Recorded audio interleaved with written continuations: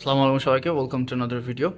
আজকের ভিডিওটা একটু লেটে শুরু হয়েছে, কারণ হচ্ছে আমি ঘুম থেকে উঠেছিও লেটে, কারণ রাত্রেবেলা ঘুমাতে ঘুমাতে 3টা 4টা বেজে গেছিলো। তো এখন রান্না করতে হবে, রান্না বলতে বিশেষ করে ভাত রান্না করতে হবে, কারণ ভাত হচ্ছে রাত্রেবেলা যেটা ছিল সেটা তো মানে নষ্ট হয়ে গেছে। আর তরকারি রান্না করা আছে, তরকারিটা রান্না করা আছে, আর হচ্ছে ভাত রান্না করবো। আর এখন চা গরম করতেছি, চা গরম করার পরে চাটা খাবো, পড়তে বসবো, কারণ কালকে থেকে আমার মডেল টেস্ট শুরু। ভিডিওতে দেখানোর ট্রাই করবো। মডেল টেস্টটা শুরু হচ্ছে, আমি কনফিডেন্সের মডেল টেস্ট আমি আগে বলছিলাম আগের ভিডিওতে, আমি কনফিডেন্সের হচ্ছে মডেল টেস্ট এক্সামিনেশন যেটা হচ্ছে সেটাতে আমি ভর্তি হয়েছি। আমি আমার লাইফে যা যা চেয়েছি সবগুলোই পেয়েছি, কিন্তু সবগুলো হয়তো কিছু সময়ের জন্য ছিল। মানে আমি আল্লাহর কাছে যা যা চেয়েছি, আমি আমার সৃষ্টিকর্তার কাছে যা যা চেয়েছি, মোটামুটি আল্লাহ তাআলা সবকিছু আমাকে সেগুলো দিয়েছেন। আমি সেগুলা কিছু কিছু জিনিস ধরে রাখতে পেরেছি, কিছু কিছু জিনিস ধরে রাখতে পারিনি।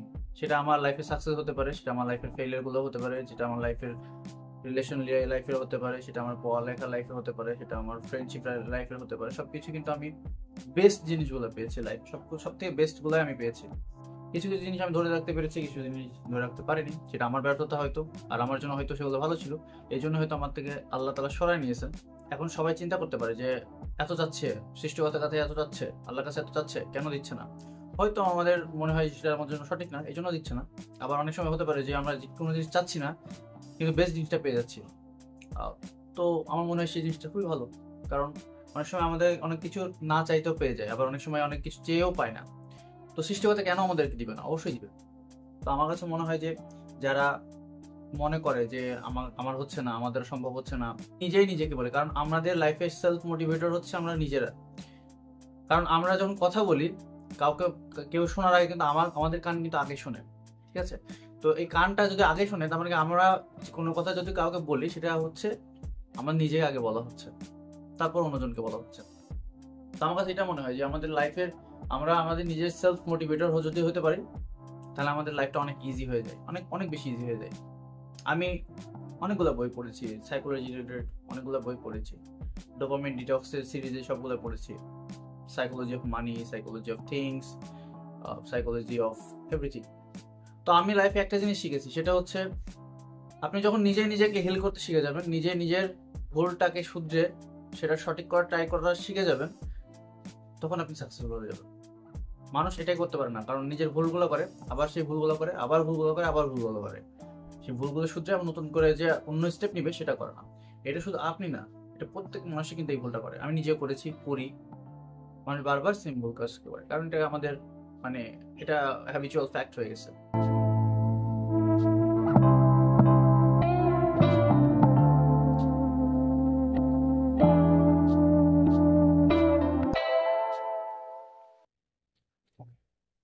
সো বেসিক্যালি আর মাত্র 40 দিন সময় আছে আমার। এখন আজকে হচ্ছে 9 তারিখ, 9 তারিখ রাত 11টা বাজে এখন ভিডিওটা রেকর্ড করছি। আর মাত্র 40 দিন সময় আছে, 40 দিন না, বলতে গেলে 38 বা 37 দিন টাইম আছে, যার মধ্যে বলতে গেলে প্রত্যেকটা দিন একটা ইম্পর্টেন্ট একটা সময় আমার জন্য বা আমার মতো যারা বিসিএস অ্যাসপিরেন্টস আছেন তাদের জন্য। আমি ভিডিওতে ফেস ক্যাম কেন করি? যাতে আপনাদের সাথে ইন্টারাকশন করা যায়, যাতে অ্যাটলিস্ট আপনি আমাকে দেখতে পারেন, অ্যাটলিস্ট আপনার সাথে কথা বলতে পারি, বা আপনি আমাকে দেখতে পারেন অ্যাটলিস্ট। যারা আরও আছে, যারা বলছে অলরেডি নিজেকে দেখায় না, আমি তাদের নিয়ে কোনো কথা বলবো না। আমি নিজেকে দেখাই, কারণ হচ্ছে আমি চাই আমার জার্নিটা মানুষ দেখুক, বা আমার সাথে তারা হচ্ছে জার্নিটা শেয়ার করুক, বা আমার সাথে জার্নিতে থাকুক। আমার সাথে আমার প্রিভিয়াস ভিডিওগুলোতে আমি বলেছি যে আমি চাই অ্যাটলিস্ট আমার সাথে আমার সাকসেস বা আমার ফেইলিয়ারটা সবাই যেন দেখে, বা সেটা দেখে শিক্ষা নেয়, বা অ্যাটলিস্ট ডিসিশন নিতে পারে আমার শিক্ষা থেকে বা আমার লাইফ থেকে। তো হচ্ছে শেষ মুহূর্তের প্রস্তুতির মধ্যে আমি কয়েকটা জিনিস, মানে এখন লাস্ট এই কয়েকদিনে আমি কোনো প্ল্যান করিনি যে আমি লাস্ট 40 ডেজ আমি কি করব। অলরেডি 72 ডেজের একটা প্ল্যান ছিল আমার কাছে, কিন্তু অলরেডি সেই প্ল্যানটা মোটামুটি কমপ্লিট করে ফেলেছি। এখন বাকি হচ্ছে আমার 40 ডেজের যে প্ল্যানটা আছে সেটা দেখি করা যায়। এখন বিষয় হচ্ছে আমার কাছে টাইম যেহেতু কম, সেভাবেই রিভাইজ করতে হবে জিনিসগুলো। মোটামুটি এখন বলবো না পড়তে হবে, এটা বলবো না, রিভাইজ করতে হবে। অনেকে ভিডিও বানায় যে 30 দিনে বিসিএস ক্যাডার বা 30 দিনে পিলিতে কিভাবে কোয়ালিফাই করলাম। আসলে 30 দিনে কখনোই পসিবল না। আপনার যদি ন্যূনতম একটা হচ্ছে প্রিলিমিনারির জন্য একটা গাইডলাইন, বা আপনার ন্যূনতম যদি একটা প্রিপারেশন লাগে, মিনিমাম 1 বছর বা 7 মাস মিনিমাম আপনাকে টাইম নিতে হবে। আদারওয়াইজ আপনি কখনোই শেষ করতে পারবেন না পুরো সিলেবাসটা। এত বড় সিলেবাস আপনি কখনোই শেষ করতে পারবেন না। তো আমি হচ্ছে এখানে, এটা আমার ইন্টারন্যাশনাল অ্যাফেয়ার্সের নোট, এটা মোটামুটি পুরোটাই নোট করা আছে। এটা আমি করেছিলাম। আমি শেয়ার করি সবসময় P2A এর ভিডিও যেটা আছে, P2A যেটা হচ্ছে প্রিলিমিনারির জন্য আমার কাছে পার্সোনালি মনে হয় P2A, উত্তরণ, এই দুটো ক্লাস আমার কাছে খুব ভালো লাগে। আমার কাছে অনলাইন ক্লাসগুলো বেশি ভালো লাগে, কারণ আমি হচ্ছে পজ করে বা হচ্ছে আমি চাইলে ফাস্ট ফরওয়ার্ড করে কিন্তু দেখতে পারি। কিন্তু আনফর্চুনেটলি যখন আমি যদি অফলাইনে কোচিং করতাম তাহলে কিন্তু আমি সেম জিনিসটা পেতাম না বা সেম ফ্যাসিলিটিসটা পেতাম না। আর অফলাইনে আমার কাছে মনে হয় টাইম ওয়েস্ট। আমি অফলাইনে পরীক্ষা দিই, বাট পরীক্ষার সাথে সাথে আমি অনলাইনে যে কোর্সগুলো আছে সেগুলো ফলো করার ট্রাই করি। এটা আমার ইন্টারন্যাশনাল অ্যাফেয়ার্সের হচ্ছে ফুল নোট। এটা একবার রিভাইজ করলে আশা করি এখান থেকে 5-6টা অ্যাটলিস্ট কমন পাবো, কারণ এখান থেকেই মোটামুটি কোশ্চেন আসার কথা আশা করি। আরেকটা বিষয় হচ্ছে আমি আরেকটা বই পড়ি, সেটা হচ্ছে এই যে এটা জর্জের M3, আর সাথে হচ্ছে আমি বেসিক ভিউটাও আমার কাছে আছে। আরেকটা বিষয় হচ্ছে আমি যে বিদ্যাবাড়ির যে নোটগুলো আছে ওইটা ফলো করি। বিদ্যাবাড়ির নোটটা অনেক বেস্ট আমার কাছে মনে হয়, যে বিদ্যাবাড়ির ক্লাসের থেকে নোটগুলো অনেক ভালো, P2 এর ক্লাসটা অনেক ভালো, উত্তরণের ক্লাস ভালো, কনফিডেন্সের পরীক্ষাগুলো ভালো। তো আমার কাছে বিভিন্ন জায়গার বিভিন্ন রকম জিনিসগুলো ভালো লাগে আর কি। তো আমার কাছে এই নোটটা করা আছে। আমি নোট আজকে, এখন বাজে হচ্ছে রাত 11টা, আমি 2টা পর্যন্ত পড়া ট্রাই করবো, এই নোটটা পড়াটা শেষ করা ট্রাই করবো। আমি আর্লি মর্নিংও উঠার ট্রাই করি, কিন্তু আমার যেহেতু আগামীকালকেই পরীক্ষা, আগামীকালকের থেকে পরীক্ষার মডেল টেস্ট শুরু, তো আমি চাচ্ছি যে ইন্টারন্যাশনাল অ্যাফেয়ার্স এইটা পুরোটা শেষ করার ইচ্ছা আছে। একবার রিভাইজ করবো। আইসিটিটা পড়ে ফেলেছি, মনোনীতিগত সুশাসনটা আরেকবার রিভাইজ করবো। ম্যাথ আর দেখবো না, ম্যাথ অ্যান্ড মেন্টাল অ্যাবিলিটি দেখবো না, ইংলিশ সাহিত্যটা একটু দেখতে পারি। আর সকালবেলা উঠে আমি হচ্ছে বাংলা সাহিত্য আর বাংলাদেশ অ্যাফেয়ার্স এই দুইটা হচ্ছে দেখার ইচ্ছা আছে। আর পরীক্ষা দিব হচ্ছে দুপুরবেলা, কারণ হচ্ছে দুপুরবেলা বিকালবেলা যদি পরীক্ষা দিতে যাই তাহলে আমার টাইম চলে যাবে অনেক বেশি। আমি আর ব্যাক এসে আমি আর আদার্স কাজ করতে পারবো না। তো আমি 2টার দিকে যেটা আছে ওই স্লটে পরীক্ষা দিব, 2টা থেকে 4টা পর্যন্ত। এখন যেটা পড়বো সেটা হচ্ছে ইন্টারন্যাশনাল অ্যাফেয়ার্সের এই নোটটাই আর কি, এই নোট। আর হচ্ছে এই বই থেকে কিছু তথ্য নেওয়ার ট্রাই করবো। এই বইটা পুরনো, এই বইয়ের কিছু তথ্য আপডেট এখানে লেখা আছে, তো আমি এইটা হচ্ছে ট্রাই করবো হচ্ছে ইয়ে করার। ইন ফিউচারে যদি আমার মনে হয় যদি আপনাদেরকে এই পিডিএফ আকারে শেয়ার করা যায় কিনা, পরে ইনশাল্লাহ পিডিএফ আকারে শেয়ার করবো আমার নোটটা। এখন না, এখন আমার কাছে টাইম নেই, তো আমি এখন আপাতত শেয়ার করতেও পারতেছি না। যারা 50 BCS এর জন্য প্রিপারেশন নিচ্ছেন তাদের জন্য হয়তো এই নোটটা আমি প্রোভাইড করতেও পারি, কারণ আপাতত আমি পিডিএফ করার জন্য, কারণ এটি হিউজ পেজ, প্রায় 100 পেজের, তো আমি চাইলেও হচ্ছে 100 পেজ পিডিএফ করতে পারবো।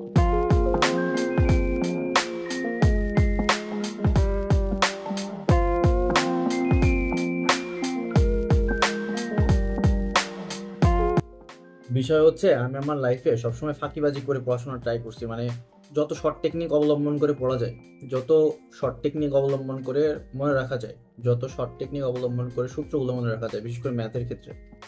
আর আমি যখন সিভিল ইঞ্জিনিয়ারিং পড়াশোনা করেছি তখন ভেবেছিলাম যে শুধুমাত্র ম্যাথ হয়তো পাবো, মানে আল্লাহর হস্তে, মানে ওই কথা না বলি, ওইটা অন্য কোনো ভিডিওতে বলবো।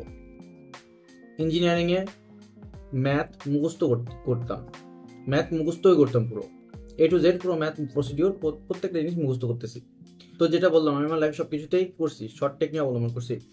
যখন আমি BCS এর কথা চিন্তা করলাম গত বছর থেকেই, বলতে গেলে গত বছর জানুয়ারি থেকে, মানে লাস্ট 46 BCS আমি মানে মোটামুটি পড়ে পরীক্ষা দিয়েছিলাম।